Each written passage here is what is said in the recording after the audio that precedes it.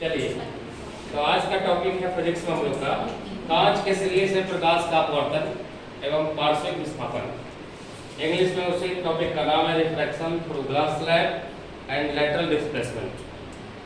चित्र बना हुआ है बगल में, ये जो ऐसा आयताकार रूप से दिख रहा है यही ग्लास स्लैब है। ग्लास स्लैब का मतलब बर्फ की जैसे सिल्ली होता है, उसी तरह से कांच की सिल्ली। समझ लीजिए कि शीशे का है, कांच का मोटा सा ऐसा सिल्ली है, उसी को यहाँ ऐसे रखा हुआ है। और यदि उस पर ऊपर से प्रकाश को भेजेंगे तो चूंकि वो पारदर्शी है तो उससे पार करेगा, लेकिन ऊपर हवा माध्यम से जब कांच की सिल्ली में आएगा तो वहाँ का माध्यम बदल गया, कांच में गया, फिर कांच से बाहर हवा में निकलेगा। इसका मतलब प्रकाश दो बार अपवर्तित होगा।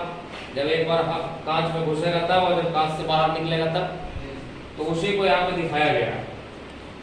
पहले फोटो देखिए, ये प्रकाश की किरण ए बी ऐसे यहाँ पे आपतित हुई बी बिंदु पे, और चूंकि ये विरल माध्यम से सघन माध्यम में आई है, हवा से कांच में इंटर किया है, तो ये ए बी किरण जो है बीसी के रूप में अपवर्तित हो गई, यानी कि अपने वास्तविक पक्ष से विचलित हो गई, अभिलंब की तरफ मुड़ गई।